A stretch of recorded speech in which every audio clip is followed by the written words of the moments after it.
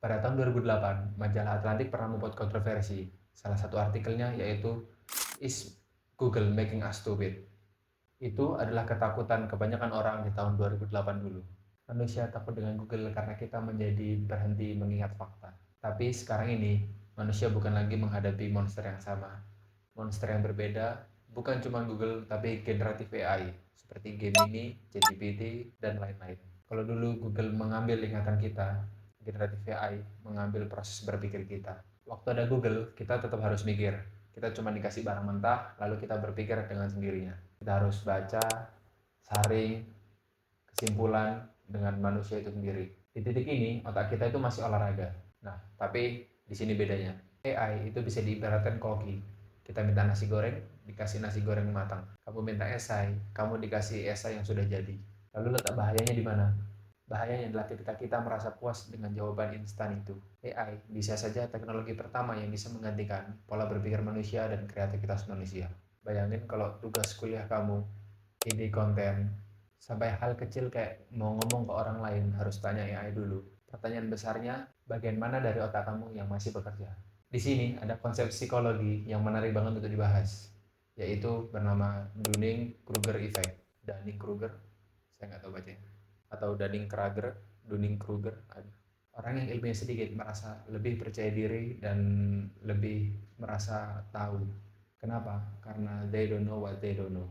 Mereka tidak tahu apa yang mereka tidak tahu. Nah, dalam konteks AI ini melahirkan fenomena yang disebut peak of Mount Stupid atau puncak gunung kebodohan. Contohnya gini deh, ada orang yang nggak ngerti coding, mau buat coding, dia suruh ChatGPT buatin, ChatGPT-nya buat jadi codingnya jalan, dan dia merasa kalau coding itu sangat gampang. Padahal dia nggak ngerti fundamentalnya. Ketika ada satu yang error di coding itu dan AI nggak bisa menyelesaikannya, dia akan hancur. Dia merasa kompeten, padahal kompetensinya sementara. Dia itu cuma user, bukan kreator. Di sini adalah hal yang mau aku highlight. Kita di posisi ini jangan merasa pintar. Yang pintar itu AI-nya, kita itu cuma penumpang gratisan. Lalu apakah kita harus berhenti menggunakan AI? Enggak, itu malah langkah mundur. Kuncinya ada di dua kata ini, yaitu pengganti atau peningkat. Aku mau kasih contoh biar kita nggak salah pengertian. Contohnya, kamu copy paste soal kamu lalu ke ChatGPT. ChatGPT-nya kasih jawabannya, kamu copy paste tanpa membaca ulang, langsung kirim dan submit. Akibatnya, kamu nggak dapat ilmu apapun dan di essay itu nggak ada jiwamu. Berbeda dengan yang satunya, kamu punya ide kasar, kamu kasih ke AI, AI tolong bantu, AI bantu kembangkan, lalu kamu kembangkan sendiri, kamu otak-atik, kamu rubah sendiri, lalu menjadi produk akhir dari tanganmu sendiri. Nah, kalau di posisi ini, AI itu jadi partner, bukan jadi joki tugas. Lihat bedanya, yang satu bikin kamu pasif, lalu yang satunya bikin kamu jadi aktif. Yang bikin kamu menjadi lebih kreatif, karena kamu dikasih sudut pandang yang baru. Lalu setelah aku pikir-pikir, AI itu untuk jadi akselerasi, bukan navigasi. Gasnya boleh dibantu AI biar ngebut, tapi setirnya tetap kita pegang. Kalau setirnya dipegang sama AI, bisa jadi kita diantar ke tempat yang rata-rata, di mana tempat itu semua orang bisa melakukannya. Tapi kalau kita yang nyetir dan dibantu AI buat ngegas, buat semakin ngebut, kita sampai di tempat di mana tempat itu tidak bisa semua orang sampai.